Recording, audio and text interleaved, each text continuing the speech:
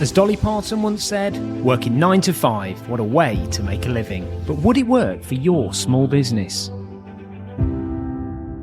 Welcome to the Profit Cash Growth Podcast. This is the podcast for 6 and 7 figure business owners who are looking to grow a financially successful business. My co-host Claire Hancock is a finance director, chartered accountant and entrepreneur. And every week I'll be exploring guidance and frameworks designed to help you increase your profits, improve your cash flow and grow your business. Well, Claire, I'm sexy and you know it. Yes, you have got new glasses. You've got 2 new sets of glasses, haven't you? You've got fancy day glass and you've got a geek chic reading glasses. It's finally happened to you, hasn't it? This is the news that when you hit 40, you now need 2 prescriptions, apparently. Yeah. What's that all about? I know. What do they call it? They called it like, these are your normal glasses, but then you need these extra boost glasses for reading. I was just like, hang on a minute. Like, this blew my mind. Like, because my first thing was convenience. I'm like, how does this even work? I'm not taking off glasses and putting glasses on all day long. This is insane. And led me to point number 2, which is my now new requirement for a man bag. Yes. And so now we've got to try and find you a sexy man bag to go with the sexy glasses. Yeah. This is quite new to me though, because I have been blessed with perfect vision and I don't require any help for my reading actually, or just anything like that. You've just got so many flaws in other places, haven't you? Oi, enough there. But yeah, I've got good glasses, so this is quite baffling to me. And as I'm approaching 40, I wonder if that will start to change, but who knows? So a couple of things, and we're going to talk about this in Profit Cash Growth Extra, aren't you? Importance of why you should have regular eye tests, because my eyes have been like, what's the word for them? Just like tired constantly. Yeah, it's insane. You've been complaining about headaches a little bit and feeling tired Not eyes. Headaches, but there's like dry and tired all the time. And I've worn glasses for most of my life, but like I do, like the gap just gets bigger between eye tests, because it's just like every year ago, they never really change. And obviously this time they've changed. And like that's why I was in a lot of pain from it. But 2 parts to it, isn't it? I can now read, I can now see, but I'm now sexy and you know it. You know and what I mean? Stay tuned for Profit Cash Growth Extra, because I'll tell you about what eye test glasses stuff you can claim through your business and how you can get some tax savings if you are like Simon and you require regular tests and possibly copious amounts of glasses. And that means that I've done one of my 2 exciting things I've been looking forward to in the next few weeks, isn't it? One was picking up my new glasses. What was my other one, Claire, on June the 18th? Oh, we're getting super fast broadband. Super fast, full fibre to the home. I mean, this is like we've had a battle with this, haven't we? Because we've got a new build property that we've built, so it's not on a new build estate, and trying to convince the Openreach that we exist and that everybody else in our street has had this for ages. So it's been an ongoing battle and it's very exciting. 18th of June is the countdown. We cannot wait. So full fibre, new glasses, what's better? And we went to Nando's last night, didn't we? Oh God, that was an experience, wasn't it? That will not be Nando's. repeated. The food was really good. It's like a bloody kids' playground that was. We'll not be going back there. Well, the food was good though. It was all right. It did the job after a cinema trip. It's definitely determined as doing the job, isn't it? Yes, I think that's the way to describe it. You can see why they're a great business, though, can't you? No, because I was okay. I was okay with going to Nando's. I can't say no. Yeah, it's I can see why it's business packed. model. I Like agree to McDonald's, it because fantastic. obviously we've just got back from holiday, so we are trying to watch the waistline a little bit and be a bit healthier. So I was up for Nando's. So I thought it's quite high in protein and it will fit with my diet, but everything healthy was off the menu. They had no tomato salads, they had no rainbow slaw, and you can't even just get a salad as a side dish. So it was like chips and full fat coleslaw and No, we're losing listeners by the minute here. Can you just stop slagging Nando's? If it's like one of the UK's treasures, isn't it? You just don't know how many people taking offence to your offence to Nando's. No, so. I think it's a bit like Marmite. You either love it or you hate it, and I'm definitely in the haters camp. Well, I'm in the middle. I'm not Marmite. I just thought it was okay. So, what have you got for us today, Simon, in the news story of the week? Let's find out.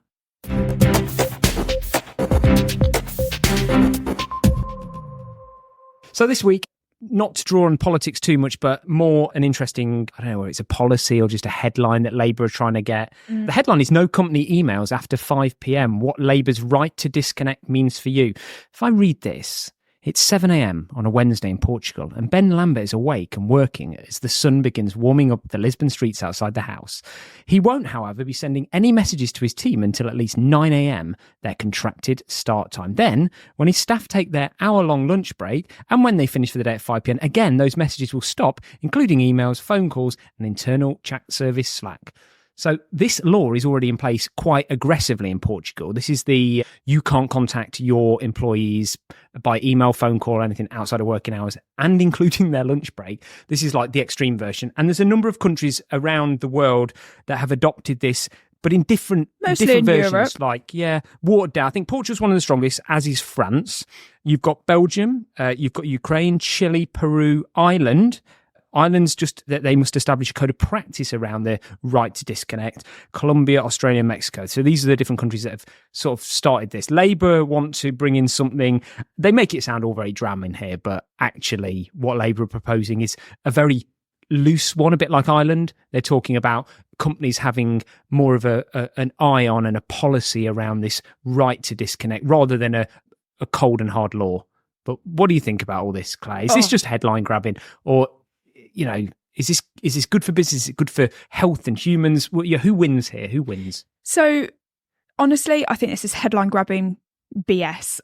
I having worked at a company whose parent company was in France, this was utter crap. Everybody still emailed us out of hours. The company even sent like their newsletter out of hours and things like that because it went to literally thousands of people and would crash a server otherwise. So honestly, from my experience of in a French company, it doesn't work. I think that if this was implemented, firstly, it would be in big companies. Actually, that's one of the rules in France. I think it only applies for businesses over 50 employees. Number of employees. Yeah, they're talking about size of employees. But also, I very much expect it to end up like the Working Time Directive, which the Working Time Directive is something that is standard for all employees to be able to say, I don't want to work. I think it's 42 and a half hours per week. I don't want to work more than that. Sure. But I know. You can opt out. You just opt out of it. And often when you get your employment contract, big businesses will send you the opt-out form at the same time. So you almost feel compelled to opt out of the Working Time Directive because it's kind of expected that that's what you do. So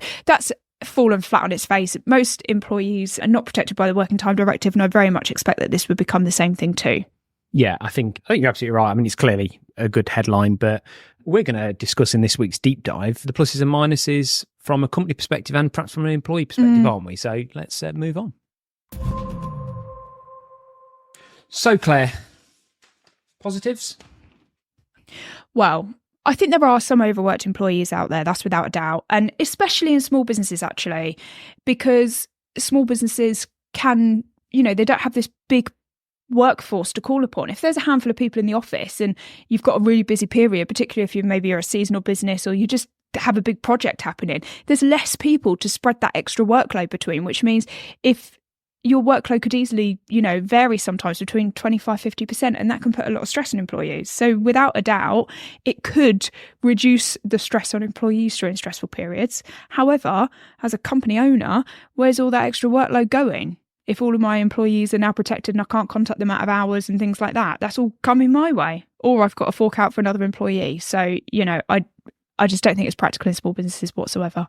No, I think it's also just difficult to think about, because obviously you're always going to have senior people / the business owner as well, who will always just, live and die their businesses, won't they? I mean, they're just, how difficult it's being a business owner. They need to, for them, it's putting food on the plate at home, and it's hugely important. So they're just going to do what they need to do. Is people often say to me, can you do this appointment at this time, whatever. It seems like I'll do an appointment at whatever time because it's my business, and it's a sale. It's a sale. I need that sale. Always. It comes first. Yeah, absolutely. Yeah. So have I got this additional anxiety that I'm thinking about when I send this email, who's on the reply list and various other things, because it might be they can have it, they can't have it. I mean, that just sounds absolutely insane and really difficult. I guess you could build some automation in around this, couldn't they? I mean, Google Mail's pretty good at this. I use things like Schedule Send. Outlook, and it's all sort of built-in options. So you could technology would help it you to say you can send as many emails as you like, but simply it won't send another one after 5 p.m. and it won't send another one before 8 a.m.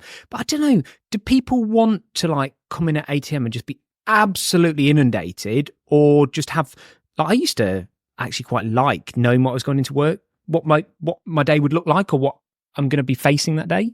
Yeah, so that's a good point, actually. I like to wake up in the morning and check my work emails, and then I'll have a bit more of a leisurely morning. I'll go to the gym and, get the house ready, like unload the dishwasher, make breakfast, things like that. So I'll do a little bit of work up front, then I'll have some personal time, and then I'll go back to work, normally about 9:30, 10. So if I didn't have that flexibility with my staff of just being able to ping the emails, it would just be quite difficult in my day. And that's as a business owner, but also I think back to when I was an employee and I had a similar schedule. I would read my emails in the morning when I was on the exercise bike at the gym. Then I would do my proper gym session and get to the office around 9:30.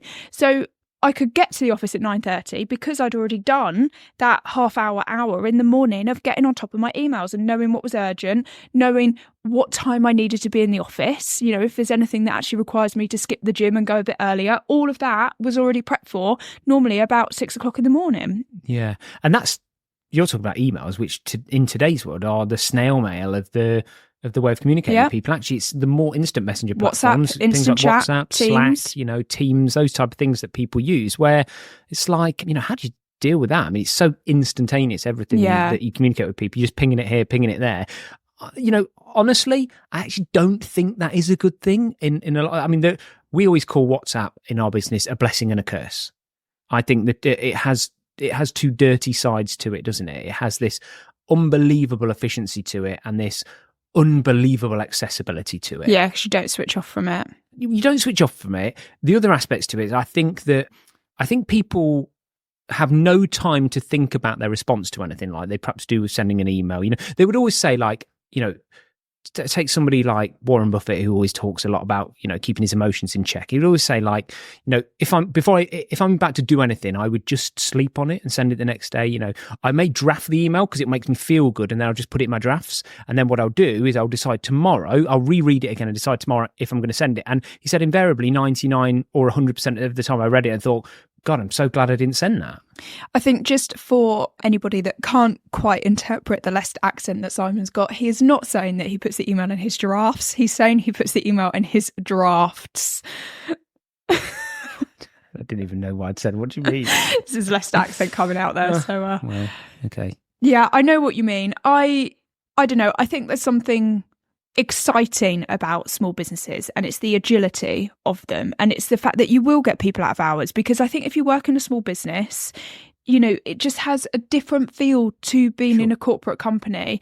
You don't have these auto responses on your emails and things like that. 9 times out of 10 it's an individual replying to you, and I think as a business owner, just to talk about auto responses, you make a really good point here, because how many phone and answer machine places and people's emails still now say it's what's the message?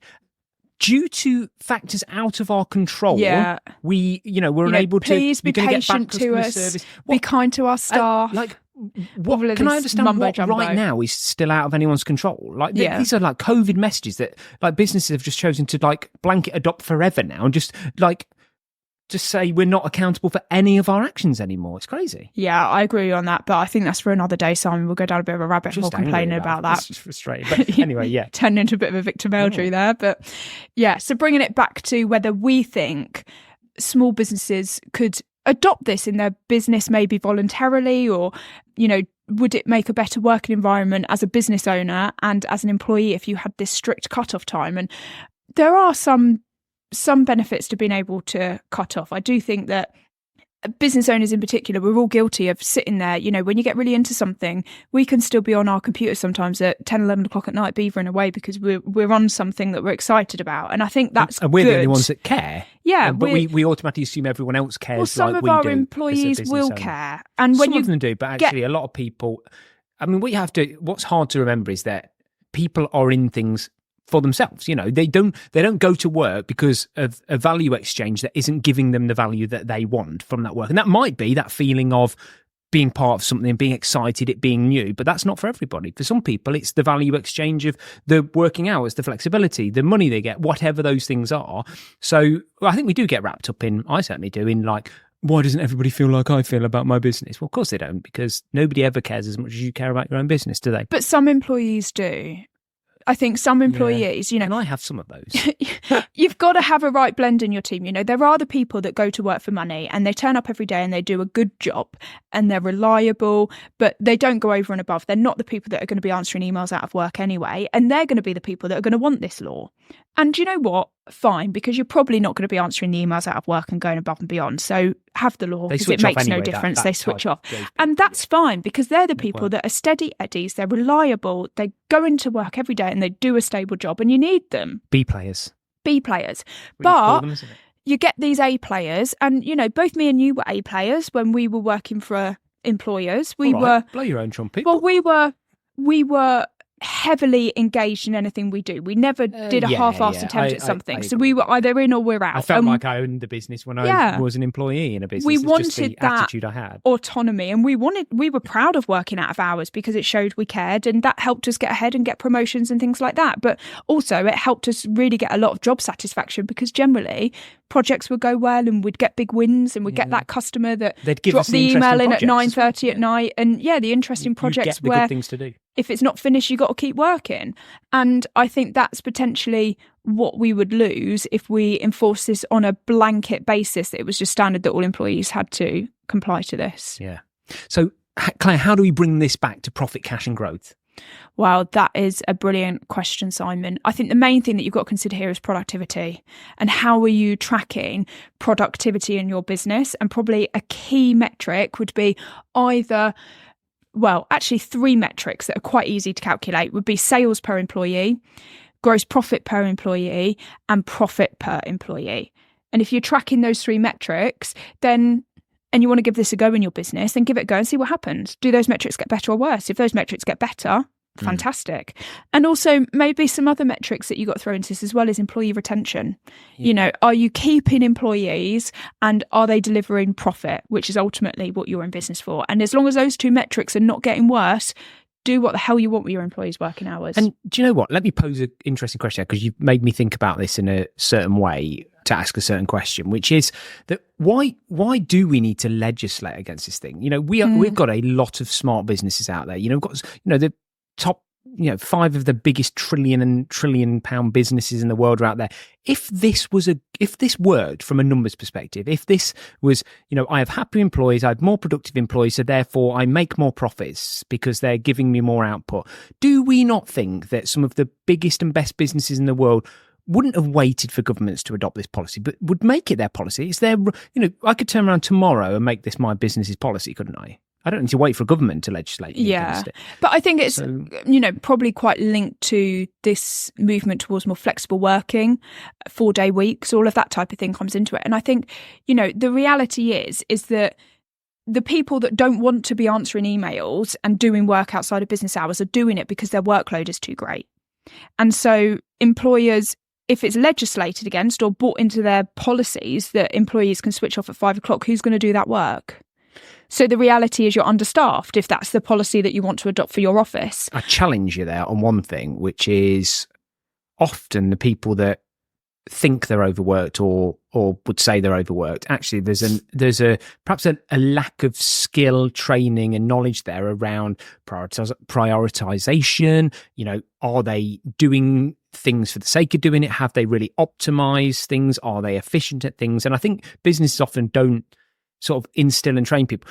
I certainly knew that one of my big skills in the corporate world was I used to move from department to department as I got moved around various companies. And the first thing I would do is just literally look at tasks. And the question would always be the same.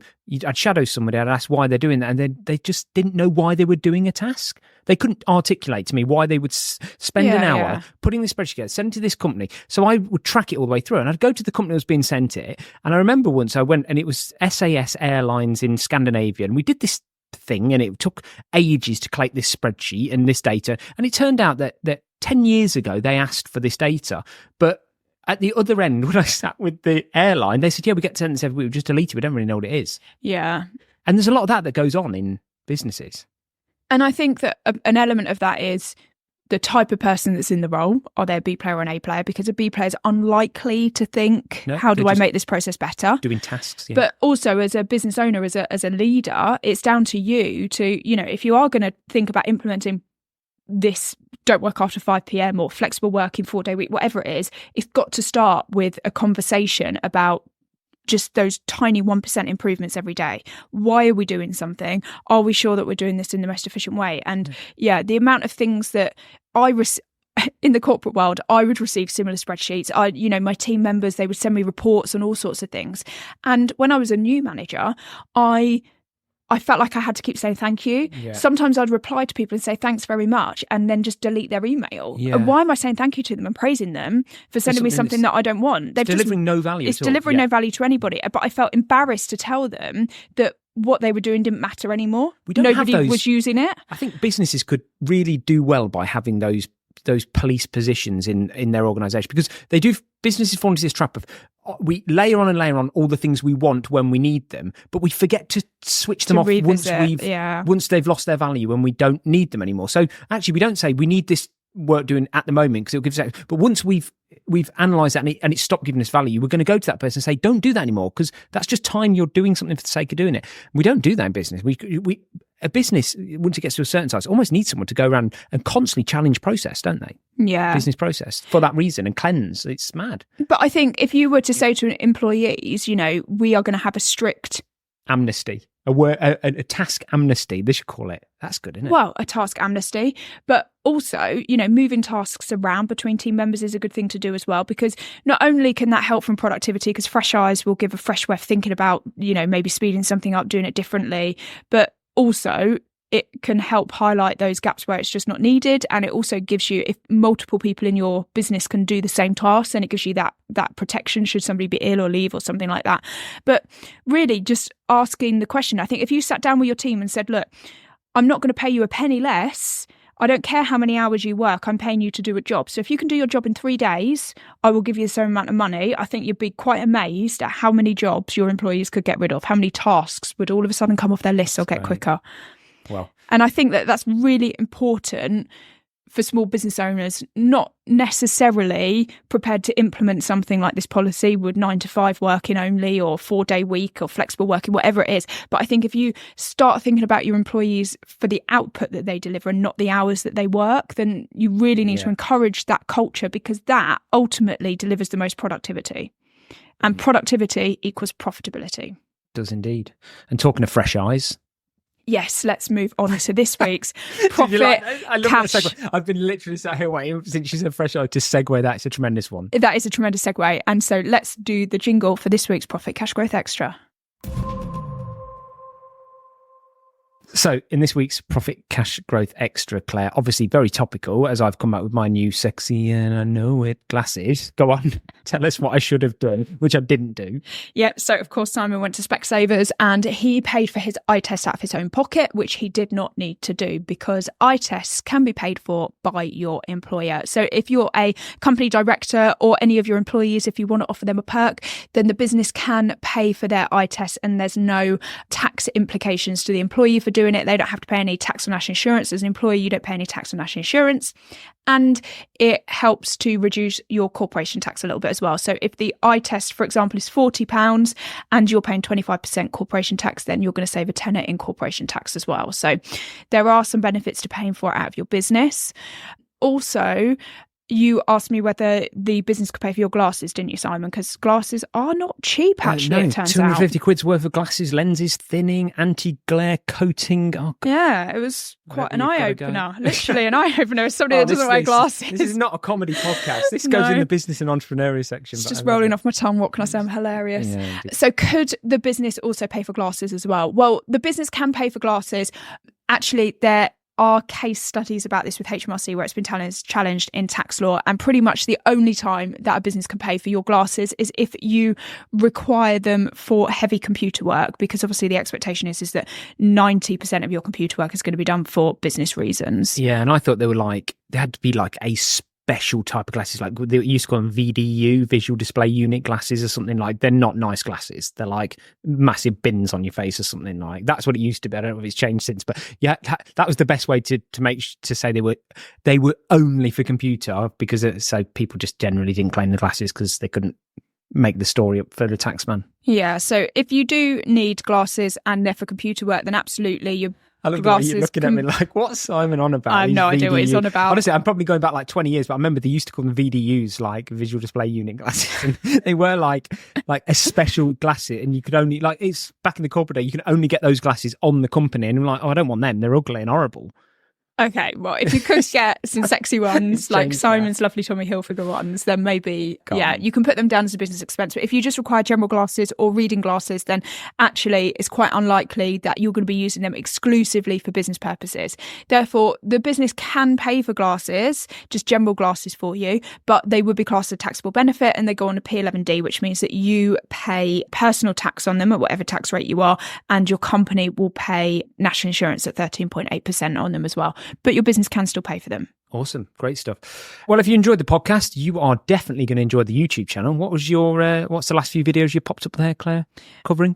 One was corporation tax. Yeah, we've had the last couple of videos, corporation tax displays, so everything that business owners need to know about corporation tax to understand the impact on your business, how you can reduce your tax bill when you have to pay tax, etc., etc. All the basics that, not teaching you how to be an accountant. You absolutely need an accountant to do the tax return, but just a basic understanding that you need as a business owner to be happy that you've got everything covered, and how to use something called the annual investment allowance, which pretty much allows you to, if you use this at the right time in a very clever way, you can buy assets in your business with zero cash down by using the money that you save on your tax bill with the annual investment allowance. So that's pay zero tax. Awesome. And 55% of people that listen to this podcast don't actually follow it. So hit the follow button, hit the subscribe. I found out last week that 95% of people that listen to the podcast have not yet recommended it to another business owner, which is crazy. I mean, we're never going to get this word out there if you don't tell, all of those people that you must meet in networking events and various other things, that they get a finance director in their pocket here every week. And another reason to recommend us is that we are now officially a top 100 podcast too. We're officially charted. We are very, very pleased with that. 23rd of May. We'd love to get to anything above 81 would make us happy. Even 80 would be a little celebration. It's remarkable to be in the top 100. So thank you for listening and supporting the podcast. If you could also leave us a nice 5-star review on Apple, that would be great. And do pop some comments in there with what you'd like us to talk about, what you'd like to see more of. If you're enjoying it, of course, if you're not enjoying it, do tell us as well, because we can always make a change and make it more entertaining for you. We can perhaps talk about World Bee Day more. We could talk about glasses, and giraffes, Nando's and whatever, or if you'd just rather we stay on point and talk about business and profit cash growth. But yeah, if you need anything else, get over to profitcashgrowth.com, the YouTube channel. If you'd like a free business review on your business, Claire would happily do that for you, and we'll see you again next week.